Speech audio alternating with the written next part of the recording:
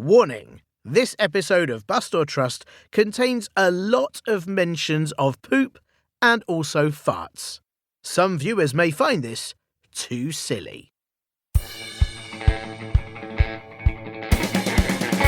Hello and welcome to Bust or Trust, a kids' mystery podcast. I'm Tiernan. And I'm Athena. Bust or Trust is the podcast where we unravel the world's greatest mysteries with help from you, our chief detectives. We present all the best evidence and then ask you to decide. Which team are you on?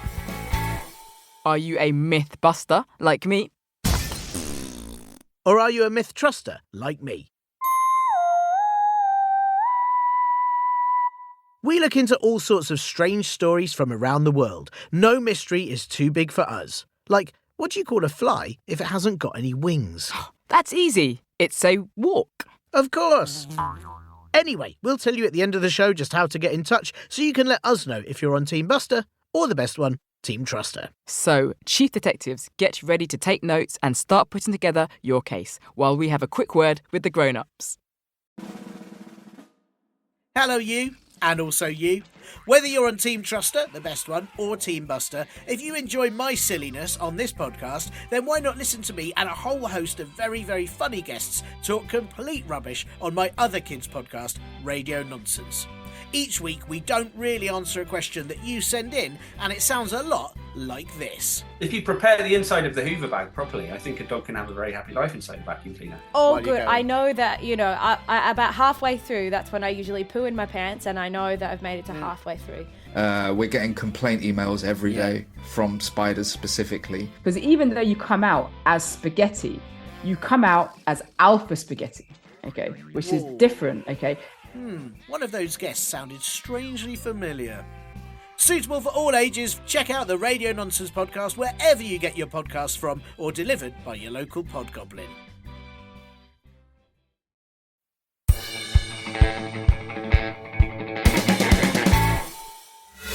The case. Athena, this is a sensible podcast for sensible people, right? Yeah, of course it is. Of course it is. I'm pretty sure that this is one of the most sensible podcasts anyone could ever listen to. That's right. And this week's episode is probably our most serious one yet. That's right. I couldn't think of a mystery more serious than the Bonnacon. A bull-like animal that is said to defend itself by firing burning hot poop at anyone in its path. Oh dear, serious voice. Ooh. The Bonnacon is said to be a myth, but there is a chance that at some point this dangerous poo-firing animal did exist.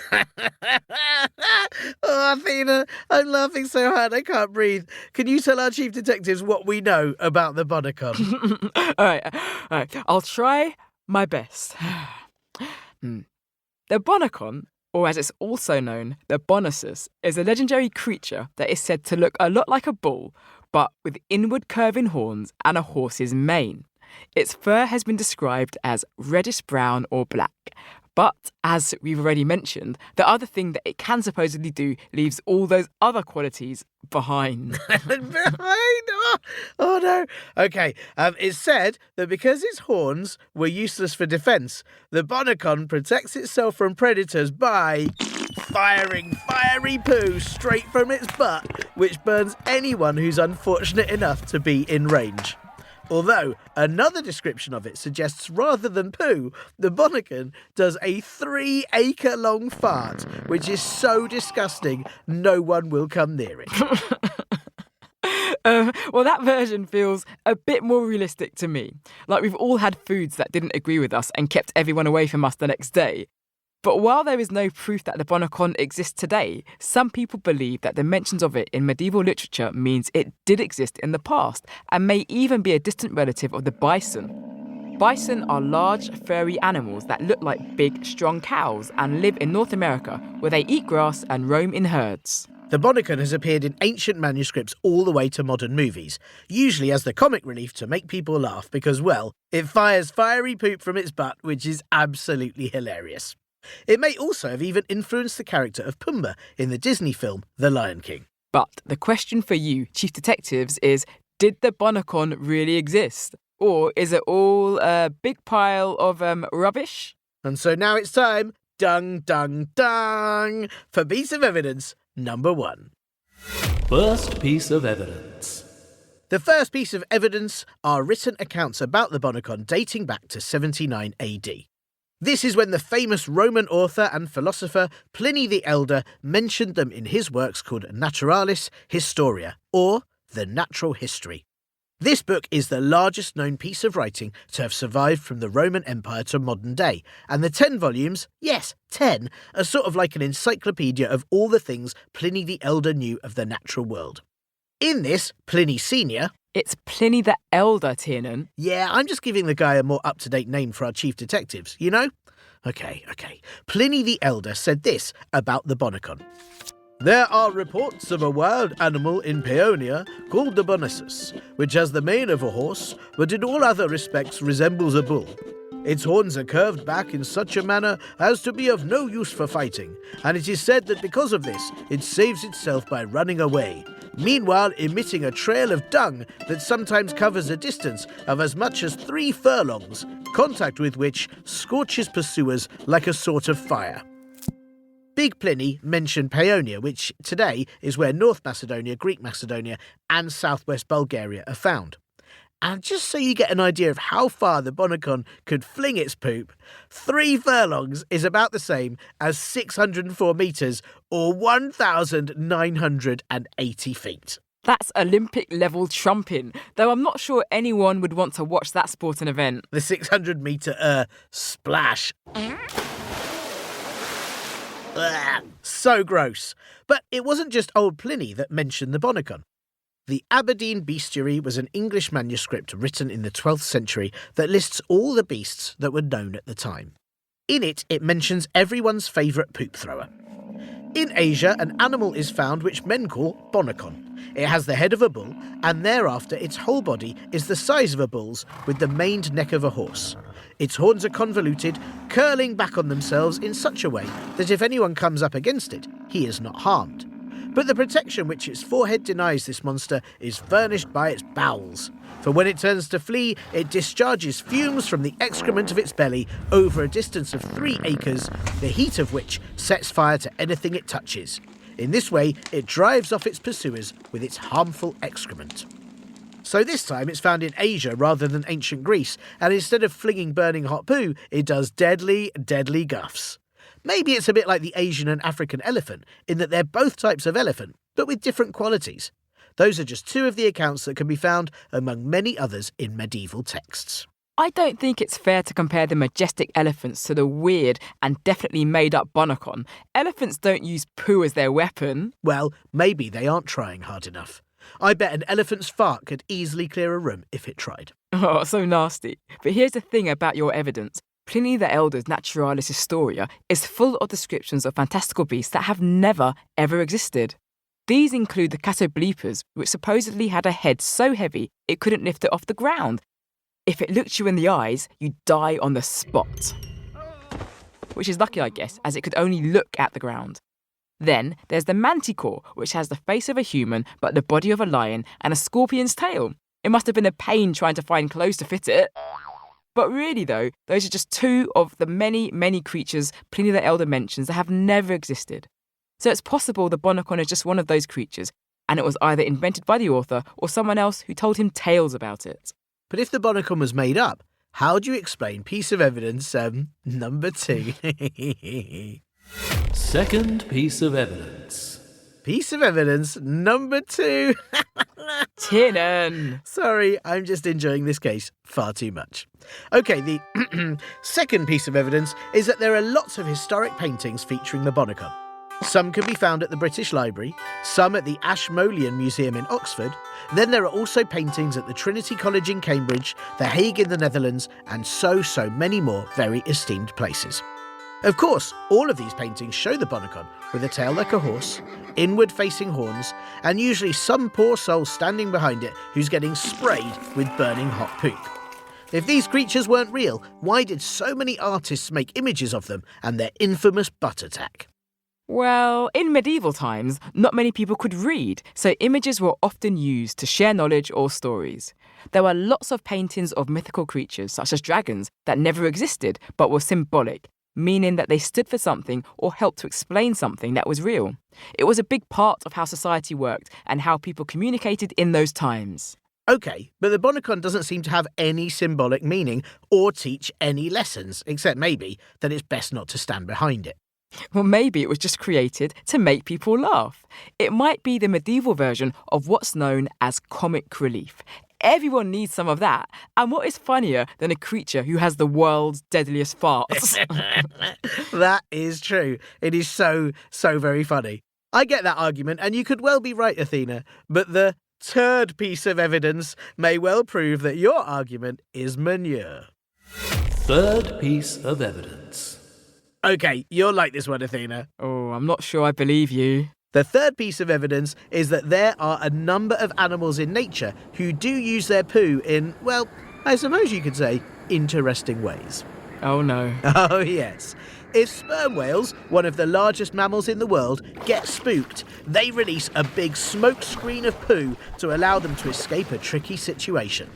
Then they use their tails to move it all around, which Canadian diver Kerry Wilk calls a poopnado.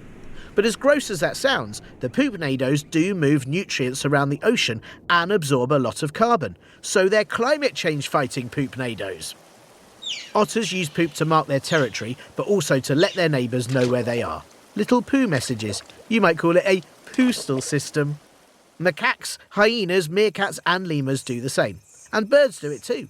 The Scandinavian fieldfare drops poop bombs on any ravens that come too near its nest.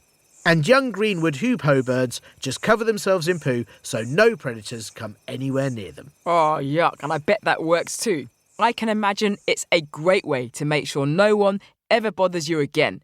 You definitely get a whole seat to yourself on the bus. There are good, actually no, horrible examples of animals in nature using poo defence, but that doesn't mean the Bonnacon existed. If anything, it could have been that one of these creatures' behaviour influenced whoever invented the Bonnacon in the first place. Well, there is a thought by some biologists that the Bonnacon could have been a type of bison that lived long ago. True, but there's never been any bones or evidence found like with so many other now extinct animals, so it would have been strange for it to exist and then have left nothing behind. I'm not sure anyone would want anything from its behind, Athena. Oh, you are the worst. You know what makes me certain the Bonnacon didn't exist though? What? Well, there were a lot of battles in medieval times, and I think just one Bonnacon farmer could have won them all.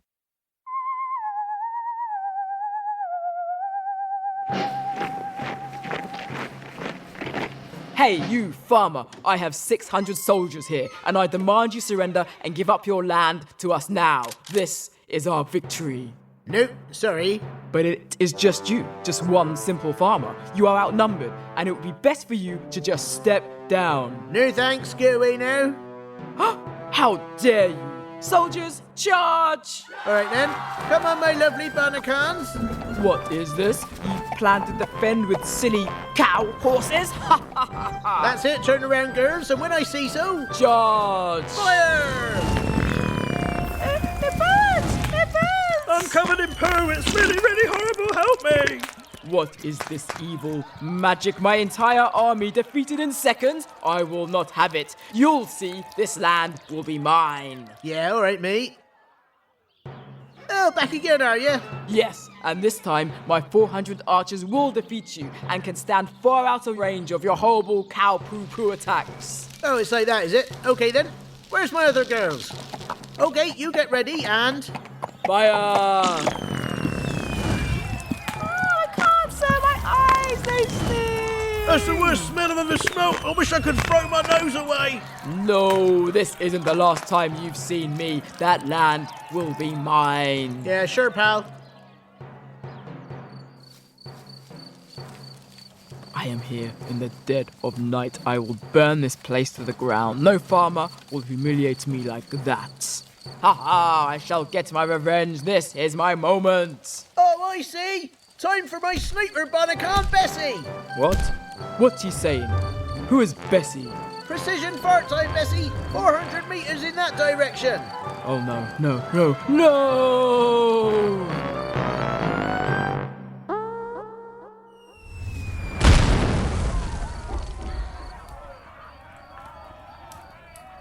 Okay, fine. You can keep the land. It probably smells terrible in there anyway. I give up. I'm going to try something easier, like taking on Genghis Khan or all of Rome.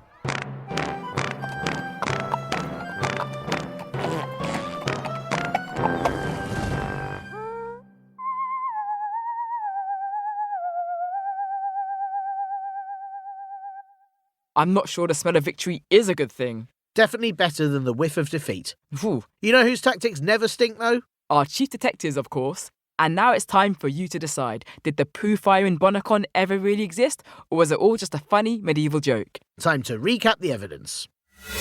Evidence recap. The first piece of evidence is that there are historical writings about the Bonnacon, starting with the famous Roman writer Pliny the Elder's Natural History, where he describes the Bonnacon as emitting a trail of dung that sometimes covers a distance of as much as 3 furlongs.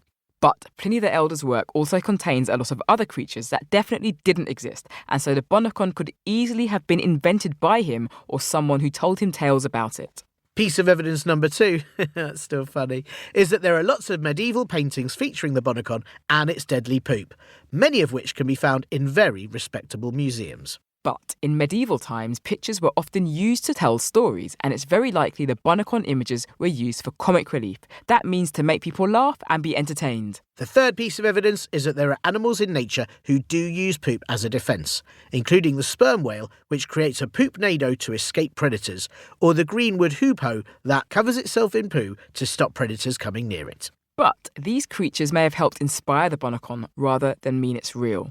There has been no physical evidence of the Bonnacon ever found, which suggests it likely never existed. So now we're handing it over to you, Chief Detectives. What do you think? Are you a Bonnacon mythbuster? Or a Bonnacon myth truster? Get in touch and let us know your thoughts. And most importantly, which side you're on. Poo-poo to you, Athena. Team Truster for the win. I think you're talking a lot of poop. The Chief Detectives know it's Team Buster all the way.